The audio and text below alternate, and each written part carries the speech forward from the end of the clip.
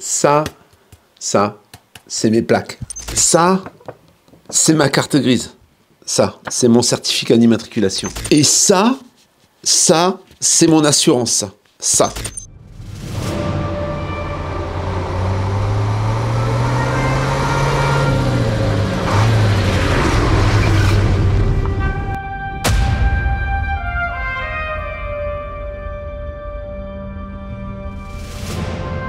Voilà, hier soir j'ai travaillé un petit peu tard pour finir ça. Voilà mon passage de roue, l'armature de mon passage de roue. Je pense que je vais encore ajouter des traverses. Alors pas vraiment au milieu parce que c'est au milieu que ça risque de toucher le plus si jamais ça devait toucher. Mais 2 traverses de chaque côté pour pouvoir vraiment reposer le panneau que je vais mettre beaucoup plus fin en fait que l'origine. J'avais dit je remettrais ce qu'il y avait dessus mais...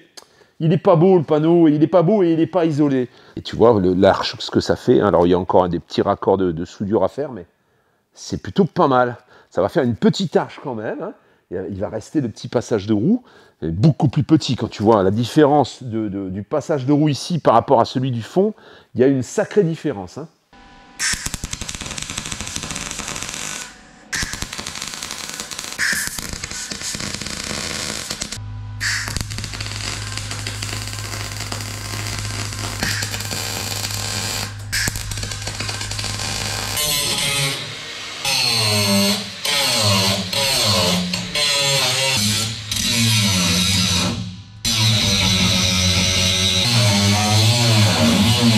L'armature du passage de roue, donc j'ai rajouté comme tu le vois des montants intermédiaires. Hein. Alors au départ je comptais récupérer cette tôle, mais comme tu peux le voir, elle va gondoler de partout. C'est une tôle en aluminium qui est collée contre une planche de bois en fait. Hein. Et alors la particularité c'est que là, ça allait jusqu'au bout en fait. Moi j'ai fait différemment, du coup je me suis pas... je voulais récupérer la tôle, j'ai pas pu, donc voilà ce que je vais faire. Je vais mettre une jolie tôle neuve en aluminium larmée. Hein. J'en ai quelques-unes, j'en avais acheté quelques-unes, donc tant pis, je recommanderais.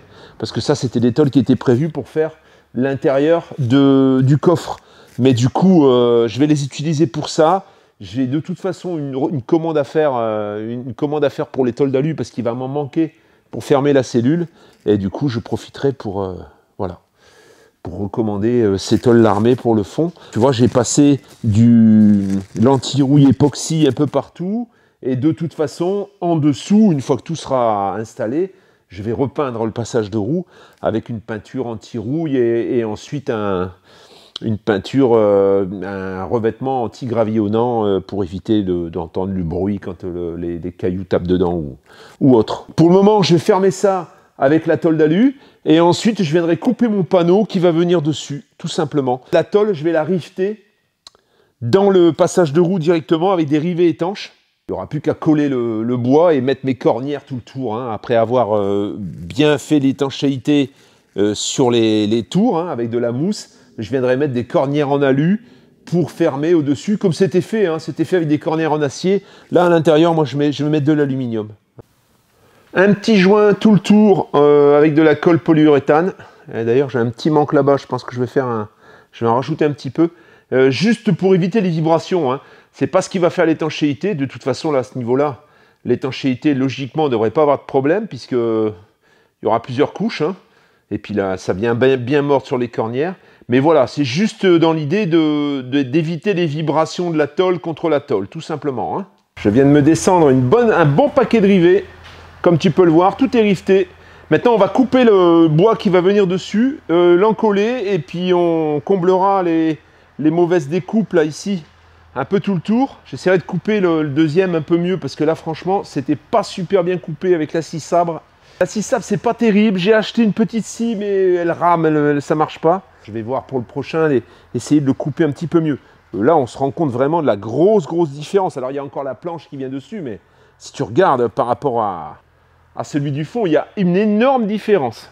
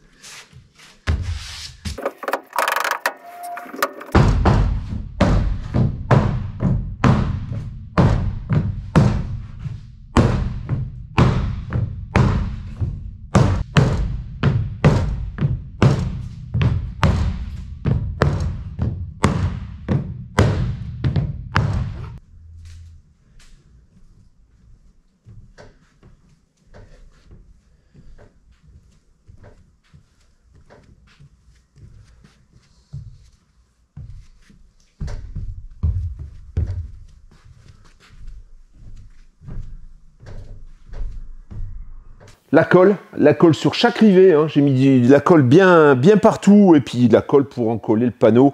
Alors le panneau pelliculé que je pensais mettre, j'en ai pas assez, donc j'ai mis un contreplaqué, tout simplement. C'est à l'intérieur ça, hein. C'est pas une partie qui est à l'extérieur. Je passerai certainement un coup de peinture dessus avant de... En fait, là-dessus vient pas directement le plancher. Il va encore y avoir une petite couche, une petite épaisseur d'Armaflex là-dessus. Et ensuite, tout le plancher va faire d'une pièce seulement. Au moment où j'aurai fait le deuxième passage de roue, donc, eh bien, on va raccorder les deux passages. Et au milieu, ben, il va y avoir le double plancher, en fait. Là, il va y avoir une couche d'Armaflex et encore un panneau par-dessus. Il me reste à mettre les cornières. Ensuite, je vais mettre une rive en chêne sur le dessus, pour pouvoir, en chêne ou en aluminium plutôt, pour pouvoir faire une armature qui va maintenir le panneau latéral. Hein, un quadrillage, en fait. Un treillis en aluminium pour pouvoir tout maintenir en plus des montants en chaîne que je vais rajouter.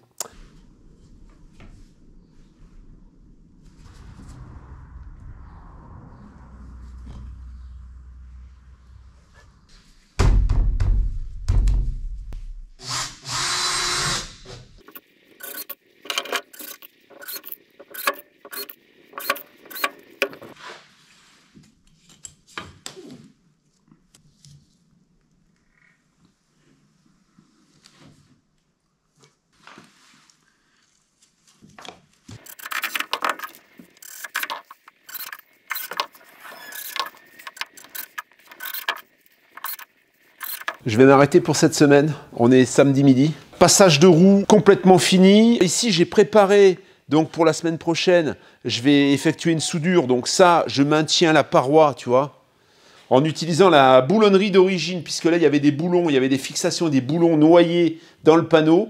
Je les ai réutilisés pour pouvoir fixer ça solidement. Ce sera soudé. Je suis très content parce que c'était quelque chose qui me faisait un peu souci, ce passage de roue. Et finalement, là, voilà, je m'en suis bien sorti. Et tu vois la différence avec l'autre, hein, je te l'ai montré plusieurs fois, mais c'est énorme. Et malgré tout, on conserve un bon passage de roue.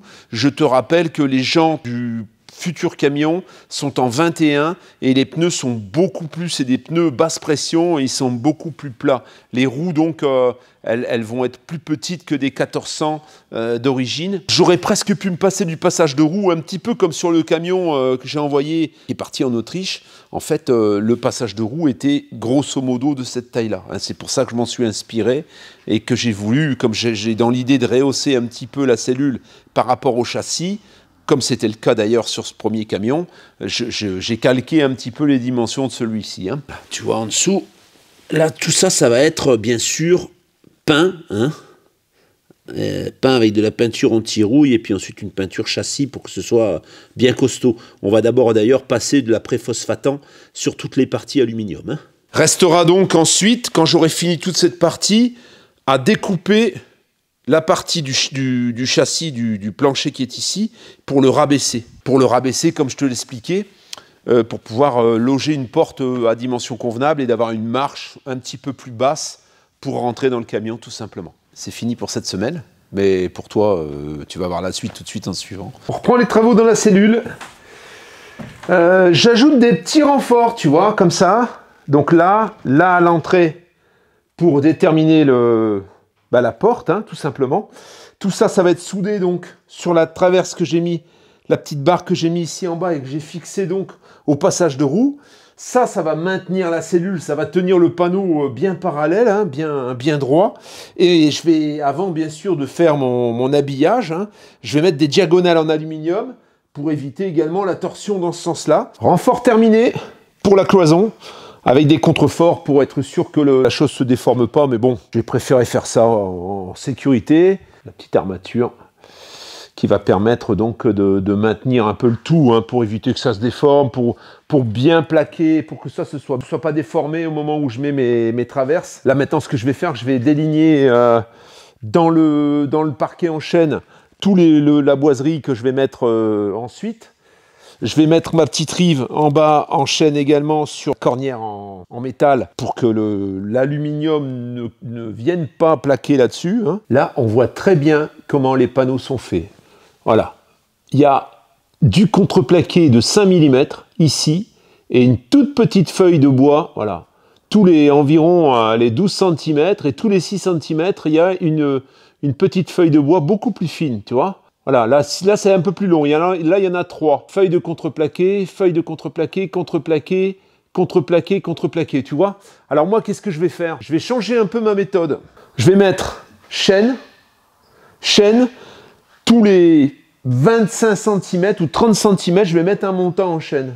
Et entre les deux, je vais mettre des feuilles de contreplaqué de 5 mm qui vont faire 5 cm d'épaisseur, puisque moi je passe d'un panneau de 3 à un panneau de 5. Hein.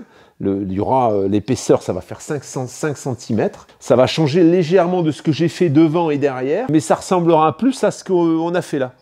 Et en clair, ce sera pas moins costaud, je pense, au contraire. J'ai lâché un peu la caméra pendant quelques temps, donc je t'ai pas tout montré pas à pas, mais voilà ce que ça donne. Alors il y a toute la partie ensuite qui est ici, qui va être beaucoup plus simple. Celle-ci, c'est un peu compliqué parce qu'il n'y a rien du haut jusqu'en bas. Alors j'ai dérifté complètement tout le reste de la tôle qui avait... Alors ici, ça va être coupé plus court parce qu'il y a des trous et donc je vais mettre la tôle, elle va venir jusque là. Hein. Je vais recouper ça pour que la tôle, elle morde bien. Ça, je vais certainement aussi le ratiboiser et puis faire un angle propre parce que là, ça va être la porte en fait. Hein. Donc là, je mets les dimensions qui m'ont été communiquées par mon fournisseur pour avoir l'ouverture pile poil, que j'ai plus qu'à mettre la porte, la coller et la fixer au moment où je la recevrai. Sur le haut, tu vois, c'est pareil. Il reste l'angle, il reste le retour du toit qui dépasse, mais j'ai supprimé le morceau de tôle pour pouvoir faire venir ma tôle neuve jusqu'en haut. Et alors là, j'ai changé donc de procédé par rapport à l'arrière. Je mets un montant en chaîne tous les 20 cm et en intercalaire, je mets du contreplaqué. Le contreplaqué, il est sur les 3 cm et pas sur les 5 cm. Par contre, le chêne, lui, il dépasse, il fait les 5 cm hein, d'épaisseur, puisque mon panneau, lame intérieure fait 5 cm. Ça va être un panneau qui, hors tout, va mesurer un petit peu moins de 6 cm. Hein. Et donc là, je viens de coller, les montants sont fixés, les montants en chaîne, fixés, collés, et les montants en contreplaqué, eux, sont collés uniquement. Donc là, je vais arrêter d'y toucher aujourd'hui, parce que je voudrais que ce soit sec avant de recommencer à faire des vibrations sur la cellule. La petite ouverture qui est ici, c'est l'ouverture qu'il va y avoir dans la cuisine. C'est une fenêtre que j'ai commandée qui fait 33 par 46, 330 par 460. Donc une petite fenêtre, pas énorme, parce que là, par contre, elle va être beaucoup plus grande. Donc je ne veux pas non plus des ouvertures trop grandes. Ça, c'est surtout pour pouvoir aérer la cuisine au moment où je fais de la cuisson, par exemple. L'armature que tu avais déjà vue, hein, puisque j'étais en train de la faire, je t'ai montré un petit peu. Et donc, il me reste à combler tout ce morceau-là. Je vais conserver la trappe, réduire l'épaisseur de l'entrée, mais je vais conserver cette trappe qui était assez esthétique et qui correspond bien au look du camion, qui va me permettre de brancher le courant. Tu vois, j'y ai travaillé la semaine dernière, j'y travaille cette semaine. Tout se passe sur la longueur. Le matin, je travaille chez Eva. Et l'après-midi, je suis ici, tous les après-midi. Là, je vais finir un peu plus tôt, il est 5h30. Je vais finir un peu plus tôt que d'habitude, parce que là, c'est pas sec et je vais attendre que ce soit sec. Mais j'y suis quasiment tous les jours. Et toi, tu vois ça en accéléré. On peut avoir l'impression que ça va vite, mais là, par exemple, le bois, là, ça a été l'après-midi, en fait. Hein. Le cadre de la fenêtre, ça m'a pris l'après-midi. Hein. On se remet au travail. Donc, j'ai travaillé hier après-midi. J'ai fait toute l'armature en aluminium qui me reste maintenant à souder sur la base, puisque c'est fixé sur les parois. Pourquoi une armature aluminium? Le panneau sandwich qui est ici, avec la longueur, et comme il n'est plus attaché ni en bas ni sur les côtés, eh bien, il fait un peu les vagues. Hein. Donc, voilà ce que j'ai fait. J'ai fait une armature en aluminium. J'ai laissé la place pour la fenêtre que je vais couper. Hein. Voilà, ça, c'est des limites, hein, puisqu'elle va faire 900 la fenêtre. Hein. Ça, c'est l'ouverture qui est prévue. Il va y avoir aussi en haut, en bas, les traverses en alu pour pouvoir ensuite fixer une traverse en chaîne dessus, hein, pour que ce soit bien, que ça adhère bien au moment où je vais poser la fenêtre. Ça, c'est la réservation pour la prise de courant en 220 volts. Je suis prêt à couper la tôle alu pour installer les tôles alu et ensuite coller. En fait, là, j'ai pas de traverse. Donc, pour coller les contreplaqués, comme je l'ai fait là, ça va être un peu plus compliqué. Donc, je vais d'abord coller la tôle alu sur les montants que j'ai installés. Et je vais ensuite mettre mes petites traverses en contreplaqué, collées sur la tôle alu. Donc, Là, on a toute l'armature. Tout est soudé, fixé.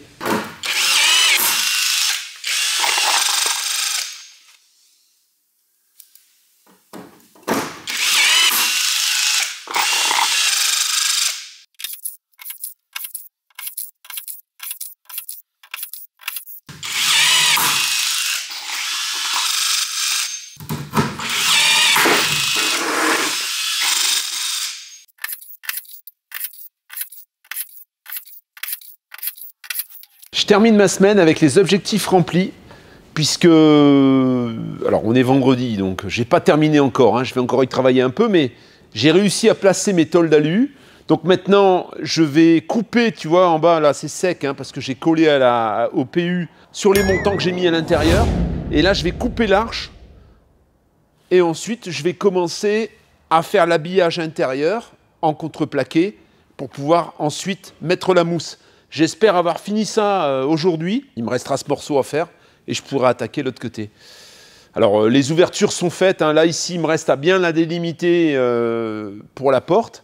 Et il me reste à agrandir celle-ci, puisque la fenêtre que j'ai choisie fait 500 par 900. Donc, on va l'agrandir vers le fond. Hein. Tu vois qu'en bas, il manque des traverses.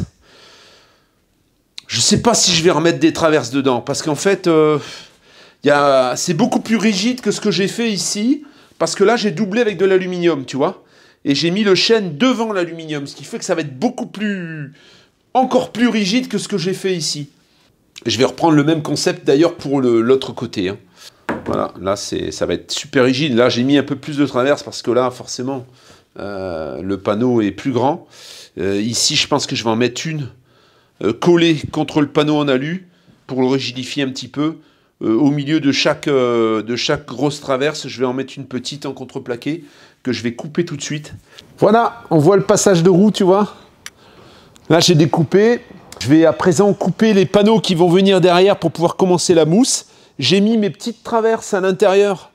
Voilà, pour rigidifier un petit peu les parties centrales. Bon, j'en ai mis jusque-là. Ici, j'en ai pas remis parce que j'ai monté beaucoup plus près, puis il y a beaucoup plus de rigidificateurs. J'ai enlevé l'été qu'il y avait ici au milieu. Là, maintenant, ça tient parfaitement. Hein. Là, la cellule, elle est vraiment solide. Hein. Rien que comme ça, déjà, c'est solide. Travail terminé pour cette semaine. Donc là, tu vois, j'ai mis des serre-joints pour pas que ça se décolle en bas. Parce qu'il y a des endroits où c'était un petit peu moins bien collé, je pense. Ça n'a pas trop percé. Ça a percé un petit peu ici. Ici, de l'extérieur, bah, c'est passé là. Alors là, il va falloir que je recoupe le panneau, hein, mais là, c'est passé un tout petit peu, tu vois. Et alors, par contre, dedans, là, j'ai encore une fois pas été avare. Hein. Voilà, tu vois, voilà le travail. Ça dégueule de partout. Alors, il vaut mieux ça que le contraire. Ça s'en va très facilement après, hein, de toute façon. Là, je recouperai correctement les panneaux, puis de toute façon, il va y avoir un panneau de finition là-dessus. Hein. Ça, c'est des panneaux de coffrage. Je t'ai expliqué pourquoi je l'ai coupé. Parce qu'il y a 5 cm, mais il y a les profilés aluminium et tout ça. Donc pour être sûr de bien voir la mousse monter, parce que là, si je la jetais de là en haut, je ne pense pas que j'arrive en bas. Hein. Je pense que j'aurai des trous où il n'y aurait pas de mousse. Donc je préfère couper des bandes comme ça de 30 cm. Et puis comme ça me permet de vraiment remplir. Je remplis les 30 cm. Je vois que ça commence à monter, ça monte quasiment à la limite. Je suis vite obligé de mettre la bande supérieure parce que ça commence à dégueuler ensuite. J'en ai mis pas mal, je dois avouer, mais je préfère ça. Voilà. Et puis le reste, ben, ça va être Armaflex et panneaux. Voilà ce qui s'est donc passé depuis les dernières vidéos. Donc là, ici, c'est vraiment maintenant du costaud. Hein. Je l'ai fait en 3 plaques parce que là, sur la longueur, en fait, même là, je regrette presque de ne pas avoir coupé ici. Parce que c'est assez compliqué. Hein. Au moment où tu tires le bord, la tôle a tendance à se déformer un petit peu.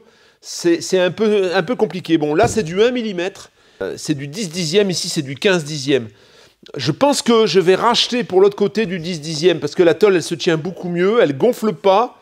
Alors qu'ici, on ne le voit pas hein, à la caméra. Mais il y a les montants. Et au niveau des montants, il y a un léger. Alors, ça ne se verra pas parce qu'on va passer une peinture Raptor et que cette peinture Raptor, elle va être mate. Non, on ne verra pas vraiment, mais peut-être que là, c'était le cas aussi, hein, j'en sais rien. Comme c'est tout mat, on ne le voit pas. Mais en tout état de cause, je pense qu'avec une tôle d'1 mm, Déjà, ça va être plus costaud. Alors, c'est dommage parce que tout le reste, je l'ai fait en 15 dixièmes. Je pense que je vais finir au 10 dixièmes. Je vais voir. Là, ici, tu vois, il faut que je recoupe pour pouvoir avoir la dimension de la box exacte. Là, il va y avoir des montants en chaîne à l'arrière. À l'intérieur, eh bien, comme tu peux le voir, tout est OK.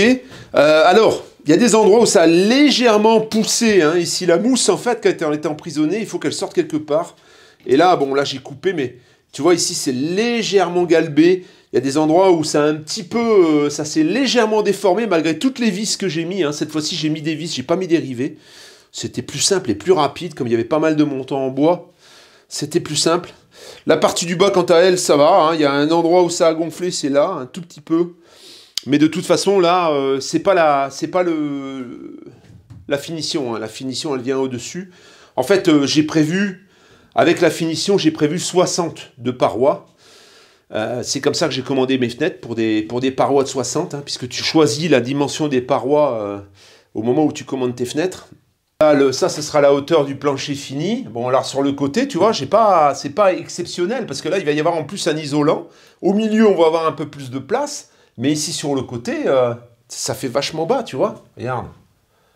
Je suis limite, quoi, hein, c'est juste. Hein. J'ai pas non plus exagéré la réhausse. Alors, tu vas me dire, oui, d'accord, mais tu vas avoir un double plancher. En effet, je vais avoir un double plancher technique d'environ 10 cm, un petit peu moins de 10 cm. Le plancher est isolé. En fait, le plancher, tu as le même panneau sandwich sur le sol, et au-dessus, tu as encore une planche qui doit faire une vingtaine de millimètres. 20-30 mm peut-être même, hein. Il faudrait que je regarde, je le verrai quand je couperai de toute façon. Donc on avait déjà un isolant, le truc c'est que moi je voulais vraiment être isolé du sol. Tu sais que même une paroi, hein, quand tu touches, en fait, même une paroi isolée, il y a un échange thermique qui s'effectue, et souvent quand tu touches la paroi intérieure, ben, tu sens le froid de l'extérieur, et quand tu touches la paroi extérieure, ben, tu sens la chaleur de l'intérieur.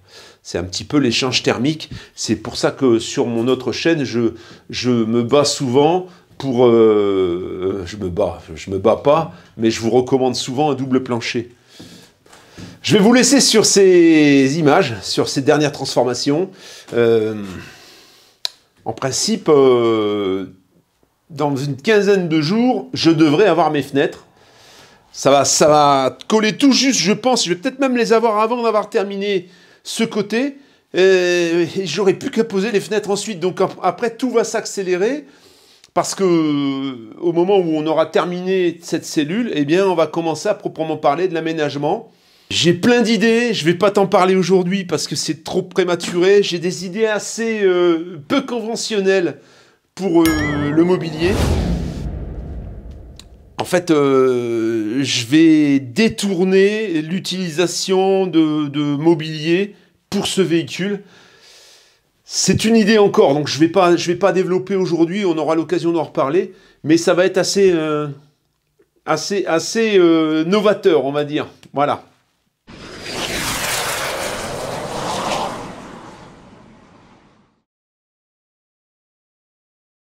Je ne sais pas si je vais garder celui-ci ou si je vais garder l'autre. En tout état de cause, le réservoir là est trop petit, j'aurai certainement un peu de prépa à faire. Hein. Et puis la cellule, elle va sauter, et puis je vais mettre la mienne, si je garde celui-là, bien sûr. On verra. Celui-là n'est pas équipé du système de gonflage. Et la cellule, elle paraît beaucoup plus longue. Ça, c'est l'intérieur de la cabine. Donc le siège, tous les sièges sont refaits. Le tableau de bord, mais il me restera peut-être à le repeindre, mais il est propre. Hein. Le plafond aussi. Ça, changer ça. Ça, c'est tout en... Voilà, la porte est en bon état. Voilà, le réservoir donc est plus petit. Les roues sont beaucoup plus larges. La cellule, il y a un peu de travail. Hein. Voilà.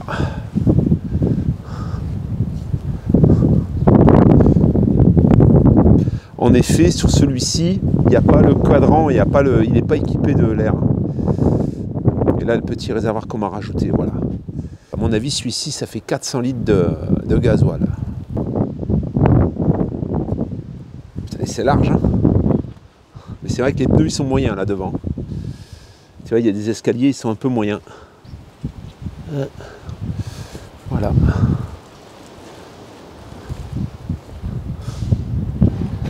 Voilà, ça c'est... Je sais pas lequel je vais prendre, si je vais garder celui-là ou si je vais garder l'autre.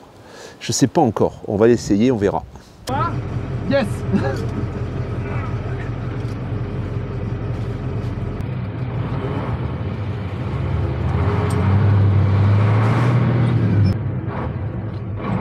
Yes. That's okay. No, tak. Pełka.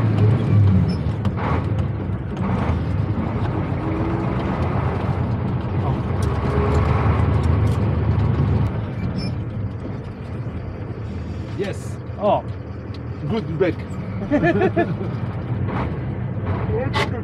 Good.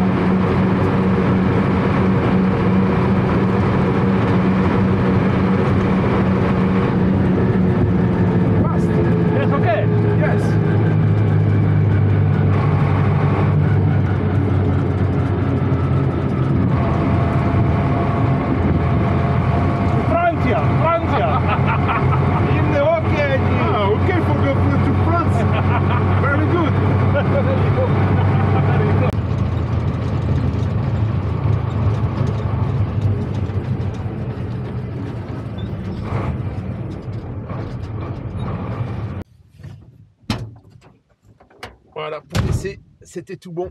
Nous outrepassons nos droits, manque de connaissances.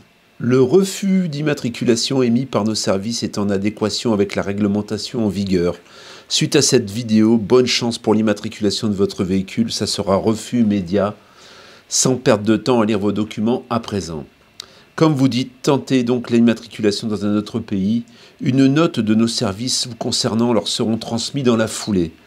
Oui, je vous observe depuis un moment et c'est jouissif de vous mettre des bâtons dans les roues et c'est encore plus jouissif de nous voir répondre, de vous voir nous répondre cordialement. Je pense que c'est quelqu'un qui se fait passer par un membre de la FFVE. Alors, ça, c'est mes plaques. Ça, c'est ma carte grise. Ça, c'est mon certificat d'immatriculation. Et ça, c'est mon assurance.